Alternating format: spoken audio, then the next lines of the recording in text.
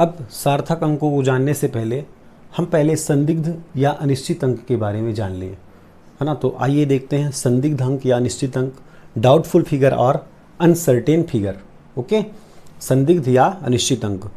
तो हम जानते हैं कि किसी मापन यंत्र द्वारा मापन की यथार्थता उसके अल्पतमांक पर निर्भर करती है। ठीक है, जैसे हमने पढ़ा है यंत्र, कौन कौन से यंत्र हमने पढ़े हैं। हमने पढ़ा है मीटर स्केल, है ना, और क्या पढ़ा है हमने, वर्नियर कैलिपर्स, एक चीज़ और स्क्रू गेज, और हमने पढ़ा है स्क्रू गेज, है ना।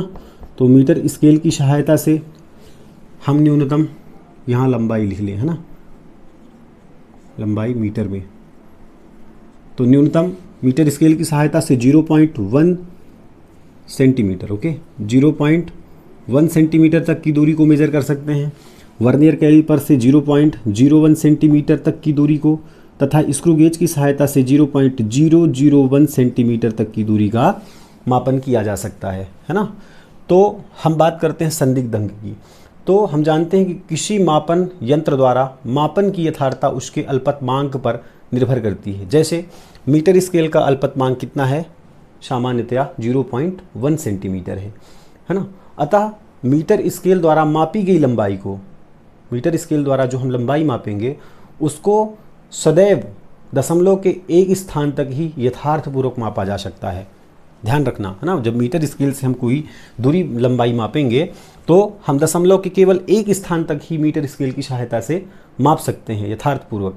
ठीक है, अब मान लेते हैं कि यदि, ठीक है, किसी वस्तु की लंबाई, यदि किसी वस्तु की लंबाई 1.6 सेंटीमीटर से अधिक है ना, तथा 1.7 सेंटीमीटर से कम है। किसी वस्तु की लंबाई है 1.6 सेंटीमीटर से अधिक है, ठीक है, तथा 1.7 सेंटीमीटर से कम है, 1.7 सेंटीमीटर से कम है, ठीक, 1.6 सेंटीमीटर से अधिक तथा 1.7 सेंटीमीटर से कम, मतलब 1.61 से लेकर 1.69 तक की कोई वैल्यू हो सकती है। तो इसका मेज़र हम मीटर स्केल से नहीं कर सकते। अतः मीटर स्केल की सहायता से हम न्यूनतम एक दशमलव के एक स्थान तक ही यथार्थपूर्वक मापन कर सकते हैं। ठीक है, अब बात करते हैं वर्नियर कैलिपर्स की। तो वर्नियर कैलिपर्स की सहायता से हम न्यूनतम 0.01 सेंटीमीटर या दशमलव के 2 स्थानों तक ही इसका यथार्थपूर्वक मापन किया जा सकता है ना। अब जैसे एक चीज़ और ध्यान दें, मीटर स्केल में यदि किसी वस्तु की लंबाई ठीक 3 सेंटीमीटर है, मीटर स्केल की बात करें, यदि किसी वस्तु की लंबाई ठीक 3 सेंटीमीटर है, ठीक एग्जैक्ट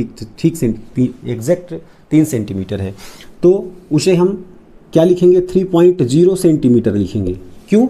क्योंकि मीटर स्केल की सहायता से हम दशमलव के केवल एक स्थान तक ही मापन कर सकते हैं। इसको हम 3.00 सेंटीमीटर या 3.000 सेंटीमीटर लिख नहीं सकते। ठीक है, इसको केवल 3.0 सेंटीमीटर ही इसका यथार्थ मापन होगा। बात समझ आई? मीटर स्केल की सहायता से केवल दशमलव के एक स्थान तक मापन किया जा सकता है, मतलब 6.7 से अधिक कोई वैल्यू है, 6.8 से कम की वैल्यू है, तो उसका मापन हम मीटर स्केल की सहायता से नहीं कर सकते। हमने देखा कि यदि किसी वस्तु की लंबाई ठीक 3 सेंटीमीटर है तो उसको 3.0 सेंटीमीटर ही राइट करेंगे जब मापन हम मीटर स्केल की सहायता से करेंगे। अब जब बात वर्नियर कैलिपर्स की आती है तो इससे हम दशमलव के 2 स्थानों तक यथार्थपूर्वक मापन कर सकते हैं। ठीक इसी प्रकार स्क्रू गेज की सहायता से हम दशमलव के 3 स्थानों तक यथार्थपूर्वक मापन कर सकते हैं या शुद्धतापूर्वक मापन कर सकते हैं। अब जैसे हमने कहा कि मीटर स्केल से हमने कोई दूरी मापी और हमने कहा कि उसकी लंबाई, उस वस्तु की लंबाई एग्जैक्ट 1.8 सेंटीमीटर है। ठीक, एग्जैक्ट 1.8 सेंटीमीटर। ठीक, अब आपको समझना है संदिग्ध अंक हम किसे कहेंगे। अब मान लेते हैं कि मीटर स्केल से हमने कोई वस्तु की लंबाई मापी और उसका एग्जैक्ट मान 1.8 सेंटीमीटर है, तो हम इसको एग्जैक्ट नहीं कह सकते। क्यों? क्योंकि यह 1.8 से थोड़ा सा कम है ना, थोड़ा सा कम 1.79 हो सकता है, या फिर 1.8 से थोड़ा सा अधिक 1.81 सेंटीमीटर हो सकता है ना। क्यों? क्योंकि हम अब इससे ज़्यादा मेजर तो कर ही नहीं सकते, 1.8 सेंटीमीटर से ऊपर, दशमलव के एक स्थान से ऊपर तो हम मेजर कर ही नहीं सकते मीटर स्केल से।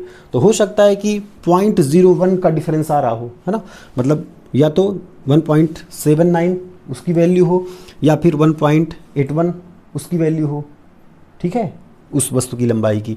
तो हम कह सकते हैं कि ये जो अंतिम अंक होता है ना, ये जो अंतिम अंक होता है उसको संदिग्ध अंक माना जाता है। मतलब मीटर स्केल में दशमलव के बाद का जो पहला अंक है उसको हम संदिग्ध अंक मानते हैं। ठीक इसी प्रकार वर्नियर कैलिपर्स में दशमलव के 2 स्थानों तक हम यथार्थपूर्वक मापन कर सकते हैं। यदि दशमलव वर्नियर कैलिपर्स से दशमलव के 2 स्थानों तक मापन करने पर हमें मान लेते हैं क्या मिला, 0.223 सेंटीमीटर मेज़र मिला, तो इसमें 3 जो होगा वह संदिग्ध अंक होगा, है ना। क्यों? क्योंकि ये 3.1 हो सकता है, 3.2 हो सकता है ना, या 3.3 हो सकता है, कुछ भी हो सकता है। तो जो अंतिम अंक होता है उसको हम संदिग्ध अंक या अनिश्चित अंक मान लेते हैं। जैसे स्क्रू गेज से मान लेते हैं हम, स्क्रू गेज से हमने किसी तार की त्रिज्या ज्ञात की, है ना, और वह तार की त्रिज्या निकल के आ रही है 0.129 सेंटीमीटर, है ना। तो इसमें संदिग्ध अंक कौन सा होगा बताओ? संदिग्ध अंक कौन सा होगा? लास्ट वाला अंक होगा 9, है ना। तो हमने जाना कि संदिग्ध अंक हम किसे कहेंगे। तो मीटर स्केल की सहायता से हम दशमलव के एक स्थान तक मापन करेंगे, और जो दशमलव के एक स्थान तक मापन जो हम करेंगे मीटर स्केल की सहायता से, तो वह अंक अनिश्चित अंक या संदिग्ध अंक होगा। ठीक उसी प्रकार वर्नियर कैलिपर्स में जो दशमलव के दूसरे स्थान पर होगा वह संदिग्ध या अनिश्चित अंक होगा। ठीक इसी प्रकार स्क्रू गेज की सहायता से जिस भी तार की त्रिज्या हम निकालेंगे तो उसका जो अंतिम अंक होगा वह संदिग्ध अंक में आएगा। ठीक, तो बात समझ गए होगे आप, संदिग्ध अंक हम किसे कहेंगे। अब आगे हम देखेंगे सार्थक अंकों के बारे में कि हम सार्थक अंक किसे कहेंगे। ठीक है, तो सार्थक अंक को जानने से पहले हमें संदिग्ध अंक जानना आवश्यक था, इसलिए हमने इसके बारे में बतलाया। ठीक, अब अगली क्लास में हम देखेंगे सार्थक अंक। ओके।